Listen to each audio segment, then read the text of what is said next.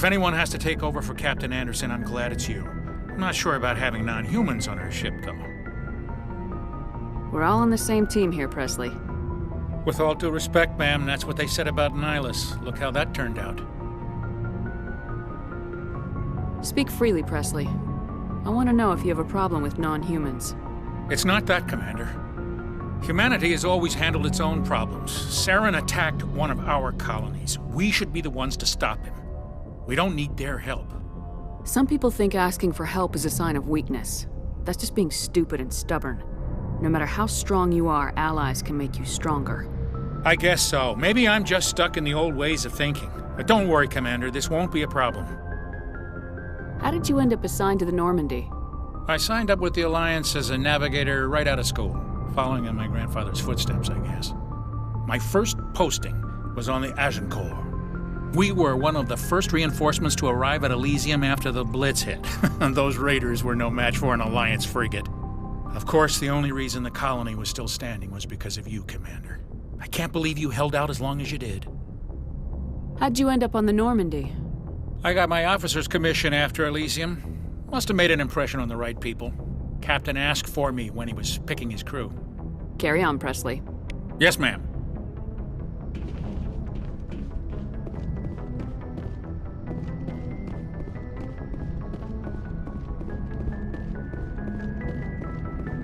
Commander, something you need?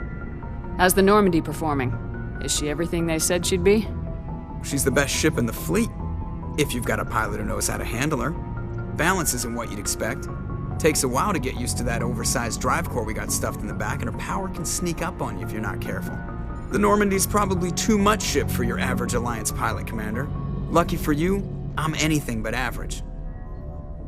I like to know my crew. Mind if I ask you a few questions? I can see where this is going. You did a background check on me, didn't you? Well, I'll tell you the same thing I told the captain. You want me as your pilot. I'm not good. I'm not even great. I am the best damn helmsman in the Alliance fleet. Top of my class in flight school, I earned that. All those commendations in my file, I earned every single one. Those weren't given to me as charity for my disease. I'm sorry, Joker. I didn't even know you were sick. You mean you didn't know? Oh, crap. Okay, I've got Vrolik syndrome, brittle bone disease. The bones in my legs never develop properly. They're basically hollow, too much force and they'll shatter. Even with crutches and my leg braces, it's hard to get around. One wrong step and crack! It's very dramatic, but I've learned to manage my condition, Commander. Put the Normandy in my hands and I'll make her dance for you. Just don't ask me to get up and dance unless, you like the sound of snapping shin bones. I need to know more about this Vrolik syndrome if I'm putting my ship in your hands. Yeah, of course you do. It's an extremely rare condition. Nobody knows exactly what causes it. Genetic, maybe. It's treatable, but there's no cure. They classify my case as moderate to severe. I was born with over a dozen fractures, hip, thighs, ankles. My bones were already breaking in the womb. 100 years ago, I wouldn't have survived past my first year. Lucky for me, modern medical science has turned me into a productive member of society.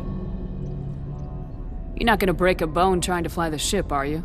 I don't fly with my feet, Commander, so I'm fine as long as I'm in this chair. I gotta be real careful when I get up to take a piss, though. I can do my job as well as anyone on the ship. Better, actually. So don't worry about it. I'm not trying to make you uncomfortable. Let's talk about something else. Whatever you want, Commander. Why does everyone call you Joker? It's a lot shorter than saying Alliance Flight Lieutenant Jeff Moreau. Plus, I love to make little children laugh. You're dodging the question. Look, I didn't pick the name. One of the instructors in flight school used to bug me about never smiling. She started calling me Joker, and it stuck. Why didn't you ever smile? Hey, I worked my ass off in flight school, Commander. The world's not gonna hand you anything if you go around grinning like an idiot. By the end of the year, I was the best pilot in the academy, even better than the instructors, and everybody knew it. They'd all got their asses kicked by the sickly kid with the creaky little legs.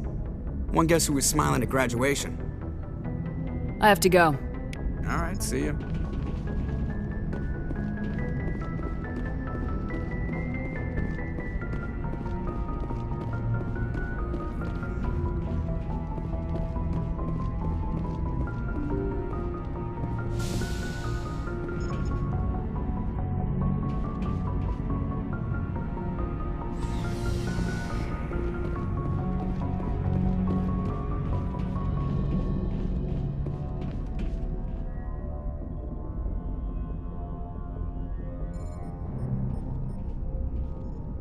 Anything you need, Commander? What's your opinion on the last mission? I don't see how we could have done things any better. At least not without getting to Eden Prime sooner. And we were on the scene faster than any other Alliance ship could have been. Just trying to get a sense of where the crew's at. Thoughts? I've wasted enough of your time for now, Commander. We'll have time for personal debriefings later. We'll talk another time, Lieutenant. Commander?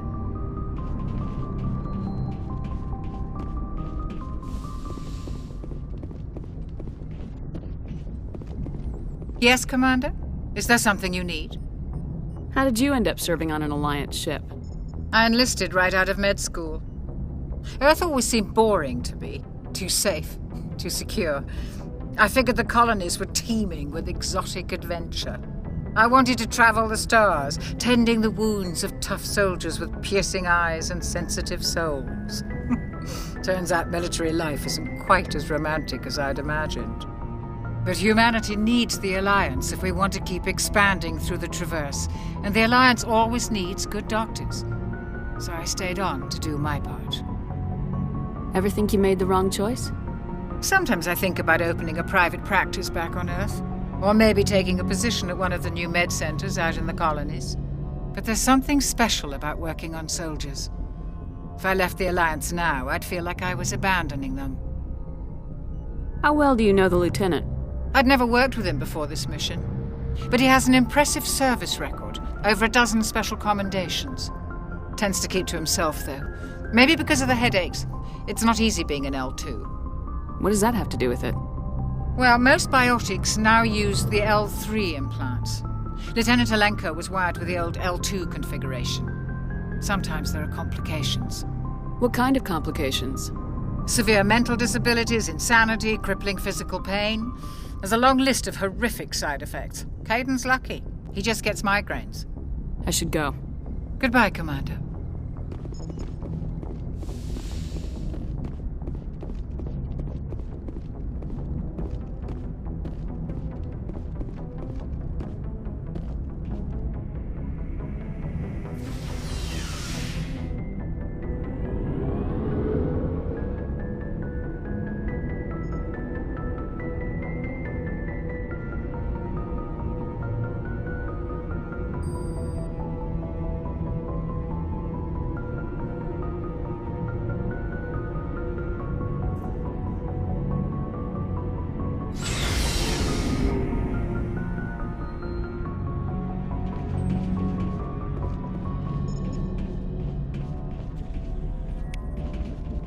Thanks for bringing me on board, Commander.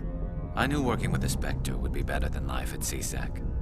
Have you worked with the Spectre before? Well, no, but I know what they're like. Spectres make their own rules. You're free to handle things your way. At CSEC, you're buried by rules. The damn bureaucrats are always on your back. For the most part, the rules are there for a reason. Maybe.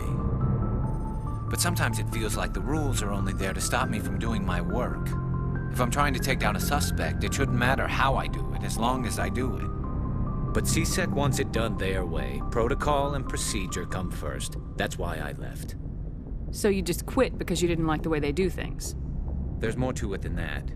It didn't start out bad, but as I rose in ranks, I got saddled with more and more red tape. CSEC's handling of Saren was typical. I just couldn't take it anymore. I hate leaving. I hope you made the right choice. I'd hate for you to regret it later. Well, that's sort of why I teamed up with you. It's a chance for me to get off the Citadel, see how things are done outside CSEC. Either way, I plan to make the most of this. And without CSEC headquarters looking over my shoulder, well, maybe I can get the job done my way for a change. If getting the job done means endangering innocent people, then no. We get the job done right, not fast. Got it? I wasn't trying to... I understand, Commander.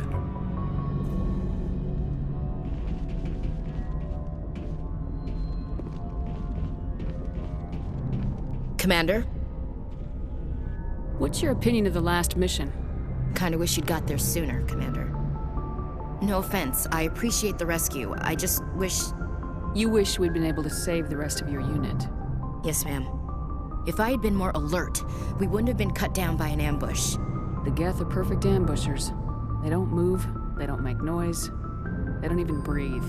They have flashlight heads, ma'am. I'll make sure it doesn't happen again. Do you have a few minutes to talk?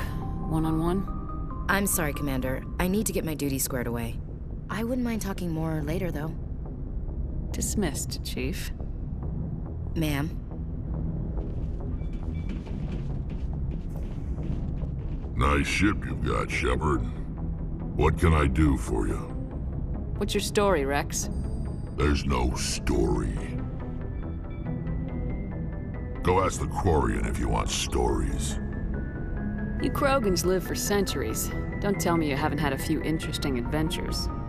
Well, there was this one time the Turians almost wiped out our entire race. That was fun. I heard about that. You know, they almost did the same to us. It's not the same. It seems pretty much the same to me. So your people were infected with a genetic mutation? An infection that makes only a few in 1,000 children survive birth? And I suppose it's destroying your entire species? I suppose it isn't all the same. I don't expect you to understand, but don't compare humanity's fate with the Krogan. Sorry, Rex. I wasn't trying to get you upset. Your ignorance doesn't upset me, Shepard. As for the Krogan, I gave up on them long ago. The genophage infected us, but it's not what's killing us. What can you tell me about the genophage? Ask the Solarians if you want details. They made it. All I know, it makes breeding nearly impossible. Thousands die in stillbirth, and most never get that far. Every Krogan is infected, every one. And no one's rushing to find a cure. Why don't the Krogan try to find a cure? When was the last time you saw a Krogan scientist? You ask a Krogan, would he rather find a cure for the genophage or fight for credits? He'll choose fighting every time. It's just who we are, Shepard. I can't change that. Nobody can. Are your people really dying? We're sure not getting any stronger. We're too spread out. None of us are interested in staying in our own system. Lots of species have left their homes and prospered. But they go to colonize new worlds. We're not settlers. We're warriors. We want to fight. So we leave. Hire ourselves out. And most of us never go back. So long, Rex. Shepard.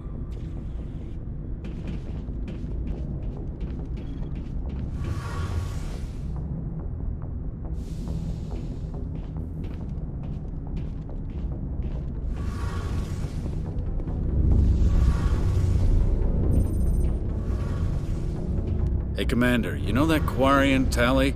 She's been spending all her time down here asking me about our engines. I'll tell her to leave you alone. What? No, she's amazing. I wish my guys were half as smart as she is. Give her a month on board and she'll know more about our engines than I do.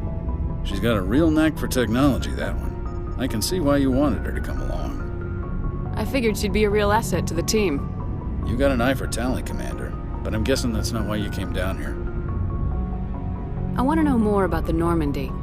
She's the best ship I've ever served on, probably the fastest vessel ever designed, and she's the only one using the new Tantalus drive core. What's so special about the Tantalus drive core? Proportionally, it's about twice the size of any other vessel. Not only are we faster, but we can run at FTL speeds longer before we have to discharge the core. Fill me in on the IES stealth system. How does it work exactly? You can't hide a ship out in space. They emit too much heat and radiation, too easy for sensors to pick them up, unless you find a way to capture those emissions. So our stealth systems trap the energy we give off in storage sinks built into the ship itself, no emissions to give away our location. Eventually the sinks have to be vented. More than a few hours silent running and they overheat, cook us inside our own hull. There's no way for anyone to detect us? A visual scan can still pick us up. Anyone looking out a window can see us plain as day. But you have to be pretty close to get an actual visual out in space. Most vessels rely on scanners. As long as the stealth systems are engaged, they can't see us. Not unless we accelerate to FTL speeds. Why doesn't it work with faster-than-light travel? Cranking up the FTL blue shifts our emissions, pushes them into frequencies too high to capture in the sinks. As soon as we make the jump, it's like setting off a flare. Sensors can pick up our location whenever we enter or exit FTL flight, but for short-range missions, our stealth systems are amazing, and we've got the only one. Where else have you served, Adams? If you name a class of Alliance ship, I've probably served on it. Everything from dreadnoughts and carriers right down to frigates like the Normandy. My last assignment was on the Tokyo, only a cruiser, but she was a good ship. Couldn't hold a candle to the Normandy, though. Carry on, Adams. Aye, aye, Commander.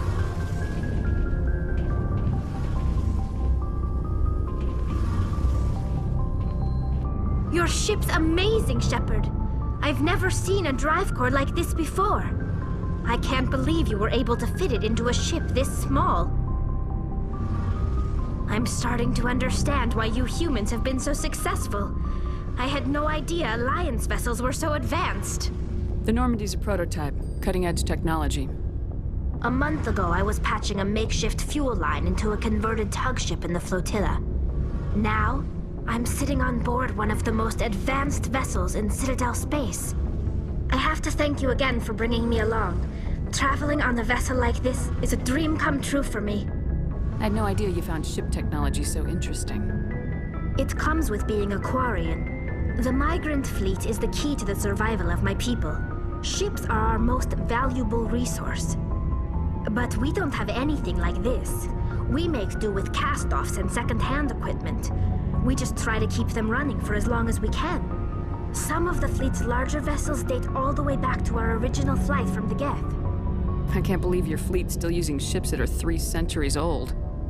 They're constantly being repaired, modified, and refitted. They aren't pretty, but they work, mostly. We've tried to make ourselves as independent as possible on the flotilla, grow our own food, mine, and process our own fuel.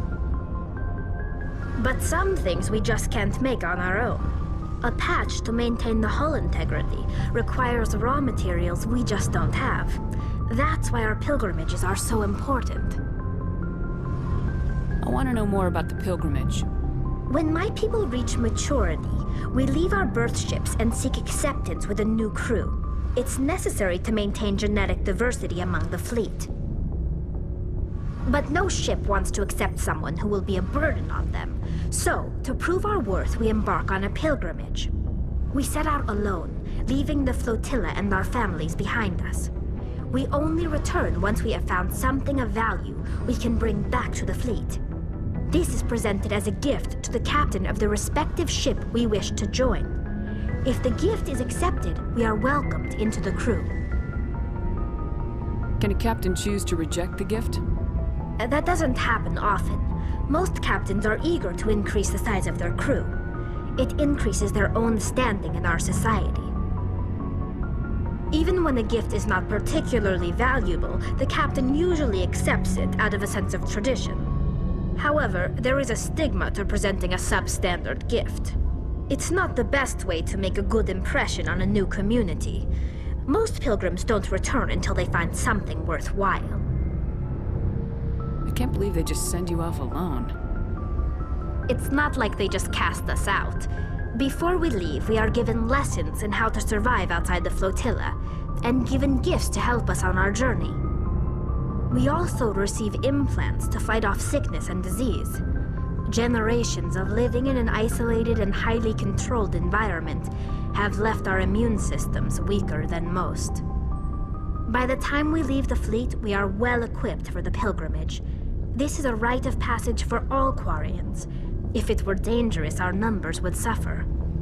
Virtually every pilgrimage ends with a triumphant return and the ritual presentation of the gift to one of the fleet's captains. I want to talk about something else. Like what? Tell me about your people. Our lives aren't easy. Resources are scarce, and we are constantly on the move.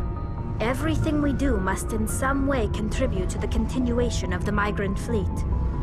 There are 17 million Quarians in the flotilla, and each of us relies on the others for survival. The bonds among my people are strong. Unfortunately, we have had to surrender many of the freedoms and civil liberties other species take for granted. What kind of freedoms? Well, it's illegal for parents to have more than one child. If our population grows too much, it would strain our resources to their breaking point.